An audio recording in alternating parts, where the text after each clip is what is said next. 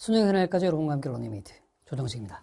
EBS의 계절이 돌아왔죠. 이제 2월 초에 EBS 수능 특강과 수능 특강 영어 독해 연습 두 권의 이제 책이 나왔습니다. 올해 솔직히 이런 얘기하면 되는지 모르겠는데 표지 조금 열받던데 어쨌거나 되게 일본 애니메이션처럼 나왔더라고요. 예쁘다고는 할 수 없는 표지인데 어쨌든 뭐 그거면 뭐 미취야 개인의 취향이니까 뭐 그건 그렇다 치더라도 N수생 여러분들은 EBS를 어느 정도 수준으로 접근을 해야 될지 과목별로 해야 될지 말아야 될지에 대한 판단이 좀 서요. 근데 고3들은 잘 모르잖아요. 그래서 이제 EBS 학습과 연계 교재를 학습하는 것과 관련한 가이드를 좀 제시를 해드리려고 캐스트를 좀 찍었습니다. 일단 좀 오해를 안 하셨으면 좋겠는데 재작년에도 제가 이제 비슷한 내용의 캐스트를 한번 찍었더니 뭐 국어는 EBS를 공부해야 됩니다라고 했는데 저는 영어에 한정시켜서 말씀드리는 겁니다. 그러니까 다른 과목들은 저는 모르겠어요. 뭐 국어는 대충 EBS 공부하면 문학 같은 경우는 도움 많이 되는 거 알고 있고 비문학 독서 같은 경우도 뭐 어느 정도 소재 연계나 뭐 이런 데서 도움 되는 걸로 알고 있는데 뭐 그건 알아서 하시고요. 탐구 알아서 하시고요. 수학 알아서 하시고요. 저는 영어 강사잖아요. 영어에 대한 얘기만 조금 한번 해보도록 할게요. 일단 그 EBS에 대해서 딱 두 가지를 크게 잡아서 가보도록 할 건데 영어는 일단 직접 연계가 아닙니다. 직접 연계가 아니에요. 직접 연계라고 얘기를 하면 영어 지문을 그대로 쓰면서 문제 유형만 바꿔서 내는 방식이거든요. 예를 들면 EBS 책에서는 주제 문제로 나왔던 걸 그대로 바꿔가지고 빈칸 문제로 출제를 한다거나 이런 걸 얘기를 하는 건데 그 방식은 이제 2022학년도 수능을 앞두고 그러니까 2021년부터는 폐지가 돼서 소재 연계 혹은 간접 연계로 출제를 한다고 해요. 근데 이게 무슨 말인지를 학생들이 잘 몰라요. 그래서 거기에 대한 얘기를 먼저 해보고 그 다음에 이제 학습 방향에 대한 얘기를 해보도록 하겠습니다. 일단 소재 연계와 간접 연계에 대해서 얘기를 한번 해보도록 하겠습니다. 2026학년도 수능입니다. 연계 내역 요약인데 요거는 제가 말씀드리는 게 아니라 실제로 EBS에서 발표한 내용입니다. 자, 총 45개의 문항 중에서 25개의 문항이 연계라고 발표를 했어요. 이러면 이제 연계 비율이 엄청 높은 것 같잖아요. 근데 일단 보면 여러분들이 생각하는 중요한 문제들 한번 생각해 보자고. 일단 여러분들 모의고사 들어갔을 때 혹은 수능 들어갔을 때 듣기 문제 17문제가 되게 중요하고 어려운 문제라, 그러니까 틀려야 된다는 게 아니라 되게 어려운 문제라고 생각하진 않잖아요. 그건 무조건 맞고 들어가는 문제니까. 그 다음에 죄송해요. 자, 18번, 19번, 20번. 글의 목적, 분위기, 심경, 그 다음에 필자의 주장을 물어보는 문제. 이거 그냥 참가의 의의를 두고 올림픽 정신으로 누구나 다 맞을 수 있는 문제잖아요. PD님도 끄덕끄덕 하시는데. 거기다가 25, 6, 7, 8, 도표, 내용 일치, 불일치, 여기 네 문제. 그 다음에 43, 4, 5번 복합장문, 그 스토리텔링 나오면 순서부터 잡아야 되는 거 있잖아. 그 부분은 좀 빼고, 실제로 여러분들이 얘기하는 주요 문항이라고 얘기하는 게 한 16문항 됩니다. 함축적인 의미 물어보는 문제, 요지, 주제, 제목 물어보는 문제, 21번에서 24번이죠. 그 다음에 29번에 어법 문제, 30번 어휘 문제. 그 다음에 31번에 34번까지의 빈칸 문제 4문제. 해가지고 여기까지 딱 하면 10문제 나오거든요. 그리고 간접쓰기. 간접쓰기라고 해서 무관한 문장 고르기 35번, 순서 36, 7번, 문장 삽입 38, 9번, 요약문 40번. 까지 해서 여기까지가 총 16문제입니다. 이 안에서 연계 비율이 몇 문제냐? 4문제예요. 확 떨어져 버리죠. 그러니까 거의 대부분의 연계가요. 이거 제외한 나머지 유형들에서 연계가 돼요. 25개 연계됐다고 하는데 21문제는 거의 EBS 공부 안 해도 그냥 여러분들이 원래 맞을 수 있는 문제들이 연계되는 수준이라고. 됐지? 그러면 지금까지 이제 연계된 거 보면 빈칸에서 한 문제가 연계됐다라고 얘기하고 주제 제목 요지 문제 파트에서 2문제가 연계됐다라고 하거든요. 총 어법까지 이제 총 4지문인데 어법 빼고 난 다음에 나머지 3지문 있죠. 요 연계가 어떻게 됐는지를 제가 직접 보여드리도록 하겠습니다. 다시 한번 말씀드리면 요거는 연계 내역을 저희가 직접 찾아낸 게 아니라 EBS에서 요렇게 연계됐습니다를 보여주고 있는 걸 그대로 가지고 온 겁니다. 됐죠? 자, 참고로 요거는 EBS에서 해당 지문이 연계됐던 걸 설명하면서 뭐라고 얘기했었는지를 얘기하는 겁니다. EBS 발표예요. 자, 수능 22번이 연계가 됐다라고 했는데 수능 특강 24강 1번의 소재와 유사해서 연계 체감도에 유의미한 영향을 미쳤을 것으로 보인다라고 했어요. EBS의 공식적인 내용입니다. 저는 여기에 대해서 논평을 하지 않겠습니다. 여러분들이 직접 판단을 해주세요. 자, 첫 번째 볼게요. 이게 EBS 지문입니다. 볼게요. 포인트 보자. 스포츠는 뭐 규범과 가치관을 반영하는데 일반적인 사회 문화의 규범과 가치관을 반영하는데 대부분의 이제 세상의 문화에서 승리, 성공 이게 매우 가치 있는 거잖아. 쭉 가. 근데 이 협력과 팀워크라는 개념 이런 것도 however 다음에 중요한 거야 라는 걸 스포츠에서 가르쳐 라는 거예요. 그 성공이 중요하다고 생각하지만 사실은 팀워크가 중요해. 협력이 중요해. 요게 이제 EBS에서 나왔던 지문이고요. 실제로 수능에서 나왔던 지문 가볼게요. 스포츠의 생태계는 어떤 코어퍼티션의 존재의 종류와 어떤 속도에 기반을 했습니다. 코어퍼티션이 뭔지 여러분들 아시겠나요? 모르는 단어잖아요. 다음에 나와. 코어퍼티션은 뭐예요? simultaneous, 동시에 추구하는 거예요. 협력과 경쟁을요. 그 협력과 경쟁을 동시에 추구해야 된다는 겁니다. 이게 지금 연계라고 얘기를 하고 있는 거거든요. 여러분들 직접 판단을 한번 해보세요. 저는 이 정도, 둘 다 스포츠 협력 그 정도 얘기다라고 생각할 수 있을 것 같습니다. 근데 EBS의 주제는 정확하게 얘기하면 스포츠는 경쟁의 부작용도 있지만 팀워크와 페어 플레이를 강조하기도 한다. 라는 거고, 수능에서 연계되는 얘기는 코어퍼티션이라는 개념으로 스포츠는 경쟁과 협력 둘 다를 해야 된다라고 얘기를 한 거예요. 굳이 끼워 맞추면 느낄 수는 있겠습니다만 저는 솔직히 네, 여기까지만 말을 하고 아낄게요. 다음 문제를 한번 가볼게요. 자, 24번 문제입니다. 작년 수능에서 이의제기 건수가 가장 많았던 문제고 말도 많고 탈도 많고 난리도 아니었던 문제죠. 심지어는 제목 문항이었는데도 정답률 20%대를 기록했던 어마어마한 문제였는데 EBS에서는 뭐라고 얘기했냐면 2026학년도 영어 독해 연습과 친숙한 소재를 사용했다라고 얘기했어요. 소재 여기 한번 볼래? 몇몇 스테이크홀더, 이해관계자들은 예술과 문화 축제의 어떤 그 인티그리티, 중요한 부분들을 보호하려고 해요. 뭐로부터? reconfiguration으로부터. 됐죠? 그렇지만 우리가 인정해야 되는 건 정책 지향적인 축제 자체가 still have a very positive, 굉장히 긍정적인 사회적인 문화적인 효과가 있다라는 거죠. 거기에 대해서 영화 축제가 이제 한 가지 사례래. 이 영화 축제들 중에 많은 것들이 경제적인 이유로 만들어지거든요. 그래서 보면 알겠지만 축제가 가지고 있는 어떤 경제적인 이점에 대해서 얘기하는 지문이에요. 자, 수능에 나왔던 거 한번 가볼게요. cultural attainment라는 게 나와 있습니다. 좀 어려운 표현을 쓰는데 culture와 entertainment가 합쳐진 말인 것 같죠? 얘의 경제적 이점에 대해서 얘기를 해요. 근데 또 이제 무슨 얘기냐면 however, 그러나 그렇게 cultural entertainment로 경제적 이점 보는 상업화는 위험을 무릅쓰게 된다니까? 이 cultural attainment가 다 동종이 되도록 만들고 원래의 메시지를 상실하도록 만들어버려. 여기서는 영화 축제가 금전적인 이득을 준다라는 얘기고, 요거는 커털테인먼트 자꾸 경제적인 이점을 추구하면 원래의 메시지를 상실하는 위험을 무릅쓸 수도 있어.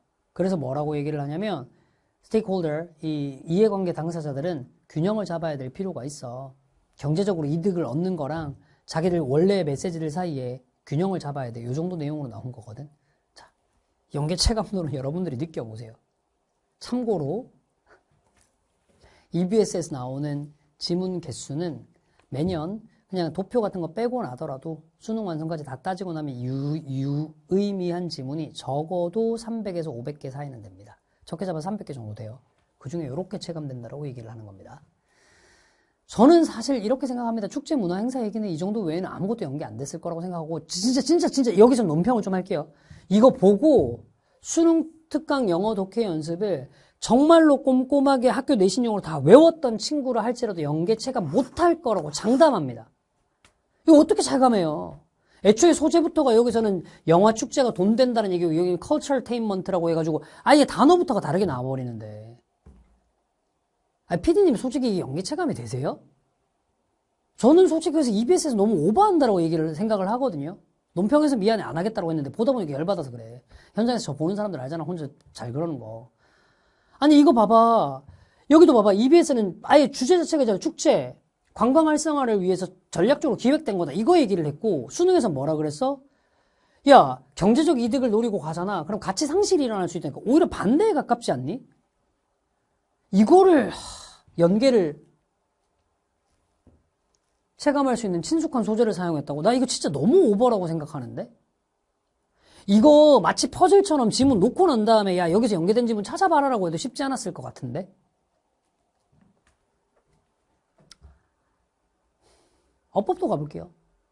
뭐 이거는 사실은 소재 연계라고 얘기를 하는데 별로 의미가 없죠. 어법은 뭐 시험장에서 어차피 우리가 내용을 보고 문제 푸는 거 아니니까 요거는 이제 가볍게 넘어가 보도록 합시다. 오케이? 자, 32번 빈칸 문제 얘기 한번 해볼게요. 이 글쓰기 관련한 얘기거든요. 근데 여기서는 EBS에서도 아예 대놓고 뭐라고 얘기를 했냐면 소재와 연계가 되긴 했는데 소재만 연계되었을 뿐 빈칸을 포함한 문장 앞에 기술된 글과 대화의 차이점을 정확하게 이해해야 추론할 수 있다. 이 얘기 무슨 얘기예요? 소재만 연계됐지 자기들 책 본다고 될까 아니라 시험장에서 지문 제대로 이해해야 된다라고 얘기를 한 거잖아. 이거 제가 파일로 다 올릴게요. 여러분들 직접 확인 한번 해보세요. EBS에서는요, 글쓰기에 대한 플라톤의 걱정과 현실에 대한 얘기를 했습니다. 수능에서는요, 글 쓸 때 작가는 직접 눈으로 볼 수 없는 독자의 반응을 예상해야 된다는 글을 썼어요. 피디님, 이거 보고 이거랑 같은 소재라고 알 수 있어요? 글쓰기 말고. 이걸 어떻게 파악하냐고. 이렇게 해놓고 자기들 교재들이 수능에 직접 간접이 연계된다고 얘기하면 이건 좀 아니지 않냐 이겁니다. 그래서 제가 이제 드리고 싶은 말씀이 이거예요. 소재 연계가 아예 없다라고 할 수는 없습니다. 근데 체감 제일 정도 아니에요. 이거 현실적으로 그러니까 나는 지금 EBS에서 발표한 거 그대로 가지고 왔다니까. 그래서 있잖아. 네가 만약에 수험생인데 시험장에서 연계 체감을 노리면서 EBS 영어 공부를 한다라고 얘기한다면 난 너무 무조건 말릴 거야. 아무 체감이 안 될 거라니까. 그 시간에 그냥 영어 실력 자체를 기르는 게 나아. 단어도 공부하고 구문 공부도 하는 거. 근데 이건 가능하겠죠. 어차피 문제집 풀어야 되는데 그냥 EBS는 그냥 문제수 많으니까 문제집 벅벅 푸는 용도로 그냥 한번 사봐야 되겠다. 그건 뭐 나쁘지 않다고 생각합니다. 문제 퀄리티도 꽤 괜찮을 거고 EBS는 문제 퀄리티 괜찮을 거고요. 혹은 뭐 이런 거 있죠. 나 내신 대비해야 돼. 근데 우리 학교 내신 교재로 EBS가 들어가네. 꼼꼼하게 봐야 되겠다. 이건 무조건 해야 되는 거죠. 나 그건 말리지 않는다니까. 근데 그냥 소재 연계를 위해서 나는 정시 파이터인데 우리 학교 내신 시험에 EBS가 안 들어가지만 나는 EBS가 연계가 된다니까 공부해야 될 거야. 미친 태도라니까요. EBS는 그렇게 공부하는 거 아니에요. 그럼 학습 방향 어떻게 잡아야 되냐 이겁니다. 자, 아까 제가 말씀드렸던 올해 수능에서 말도 많고 탈도 많았던 24번 문제와 관련한 건데 이 문제가 사실은 그 온라인에서 유튜브에서도 되게 많이 떠들었던 걸로 알고 있어요. 여러 선생님들이, 강사분들이. 뭐라고 떠들었냐면 지문에서 상징적인 선지를 사용해가지고 지문에 직접 언급되지 않은 상징적인 선지를 사용했기 때문에 이거는 뭐라고 하지? 출제 오류다 이런 얘기 하시는데 제발 부탁이니까 그 말씀하시는 분들요. 작년 9월 평가원 모의고사에서 나온 41, 2번 작문독해 제목 문제 한 번만 보세요. 바로 수능을 치는 해 9월 평가원 모의고사에서도 작문독해 제목 문제에서 지문에 나오지 않은 단어를 사용한 상징적인 제목을 문제로 출제를 했어요. 그게 포인트가 아니었습니다. 24번에서는. 훨씬 더 큰 포인트 중에 하나가 뭐냐면 어떻게 보면 고등학교 교과 범위를 넘어서는 문법적인 틀을 썼거든. 잘 봐봐. 여기에 that 이하가 미안해 문법 용어 써서 소위 얘기하는 앞에 있는 명사를 수식해 주는 건데 잘 보세요. 해석 한번 볼까? 그러나 그런 상업화. 여기서 상업화가 뭐냐면 그 문화를 상업화하는 것을 얘기하는 겁니다. 그 전체 맥락에서. 그러한 상업화는 어떤 위험을 무릅쓰게 되냐. 이 culturaltainment가 동종이 되도록 만들어. 그리고 원래의 메시지를 상실하게 만들어. 잠깐만. culturaltainment가 다 상업화가 되다 보니까 culturaltainment는 다 똑같아져 버린대. 그리고 원래 가지고 있는 고유의 메시지를 상실하게 만든대. 그 다음 볼래? 근데 대띠아가 뭐냐면 이 관람객들의 delusion, 희석화를 이끌어내거든. 관람객들이 희석되거든. 그럼 생각해 봅시다. 피디님, 이 culturaltainment, 원래 문화가 가져야 될 원래 고유의 메시지가 관광객들을 희석시키겠어요? 그럴 일은 없을 거 아니에요. 그래서 여기서 that-이하는 이걸 가리키는 거예요. 조금 더 정확하게 말씀드리면 culturaltainment가 동종이 되고 원래의 메시지를 상실했다라는 앞내용 전체를 꾸며주는 대시예요. 근데 갑자기 제가 이걸 왜 강조하느냐. 고등학교 교과서 과정까지만 보더라도 이렇게 앞에 있는 어구, 특히나 이런 건 동명사라고 얘기하는 문법 용어 자꾸 써서 미안해. 이런 동명사 구를 수식할 때는 커마 다음에 위치로 꾸며주는 걸 배우지 대절로 꾸며주는 걸 안 배워요. 고등학교 교과서 과정에는. 그러니까 이거는 교과 과정을 넘어서는 구문이네라고 생각할 수 있다고요.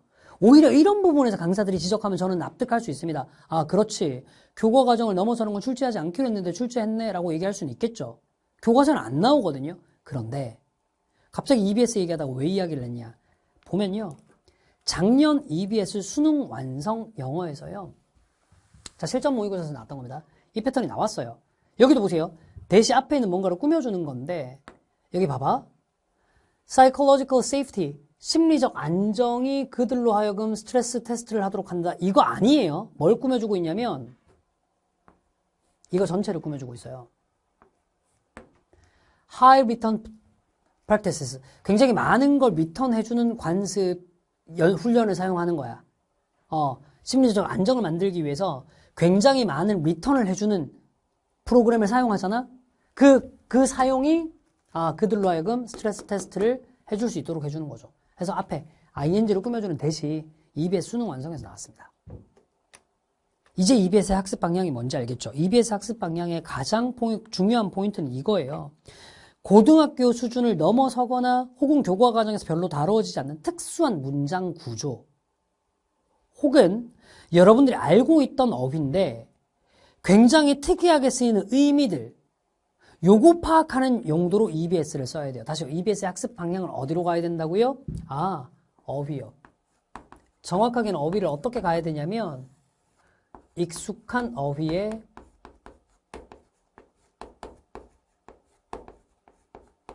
낯선 의미를 파악하기 위한 용도로. 두 번째, 구문요. 교과 범위 밖의 특이한 문장 구조. 이건 익혀두셔야 됩니다. 이게 시험장에서 여러분들을 구원해 줄 수는 있거든요. 됐죠? 그래서 제가 EBS로 내신 대비를 하시는 분들은 무조건 강추를 해드렸던 게 당연히 내신 대비는 꼼꼼하게 공부를 하다 보니까 둘 다 할 수밖에 없어요. 됐죠? 그런데 여러분들한테 조금 불안한 감은 있죠. 첫 번째 뭐냐면 내가 혼자서 이렇게 어휘랑 구문을 다 잡아낼 수 있을까에 대한 불안감이 있을 수 있고 두 번째는 나는 내신 대비를 꼼꼼하게 하는 친구는 맞는데 학생은 맞는데 우리 학교 내신은 EBS에서 전체 범위를 다 다루는 게 아니라 수특과 영독의 일부만 들어가 혹은 수특의 일부만 들어가 그러니까 연계되는 다른 교재들을 내가 혼자서 볼 수 없어 이런 고민들이 생길 수 있잖아요. 그래서 제가 이제 이런 친구들을 위해서 올해는 EBS 내에 있는 특수한 어휘와 구문만 다루는 특강을 조금 준비를 해보려고 합니다. 지금도 제가 다른 강좌에서 이거 조금 기획하고 있다라고 얘기를 했더니 질문들이 되게 많은데요. 이 특강은 다시 한번 얘기하지만 EBS 지문을 뜯어드리는 게 아니라요. 수능 학습에 도움이 되도록 EBS에서 꼭 알아야 될 어떤 어휘의 의미와 문장 구조를 가지고 설명을 드리는 강좌가 될 겁니다. 요 강좌는 제가 이제 저도 준비를 좀 해야 되잖아요. 개설 시기를 여름방학대로 생각을 하고 있어요. 7월 중순 정도로 생각을 하고 있습니다.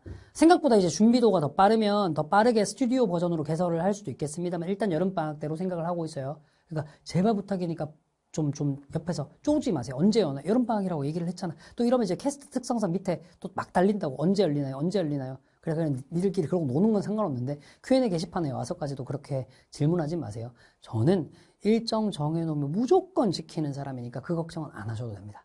됐죠? 자, EBS의 학습해야 될 방향까지도 말씀을 드렸어요. 오케이? 이 정도까지 말씀드렸으면 EBS 학습에서 어디에 포인트를 잡아야 될지 감이 오셨을 겁니다. 앞으로도요, 제가 처음에 저를 소개해 드렸을 때 말씀드렸던 멘트, 수능의 그날까지 여러분과 함께할 러닝메이트라는 멘트에 맞게 수능 학습에서 도움이 될 만한 여러 가지 컨텐츠를 가지고 또 캐스트를 찍어보도록 하겠습니다. 다시 한번 말씀드리겠지만 저는 수능의 그날까지 여러분과 함께할 러닝메이트 조정식이었습니다. 지금 성적이 어떠시더라도 믿고 따라오면 수능의 그날 반드시 당신의 날로 만들어드리겠습니다. EBS 컨텐츠도 믿고 기다려주세요.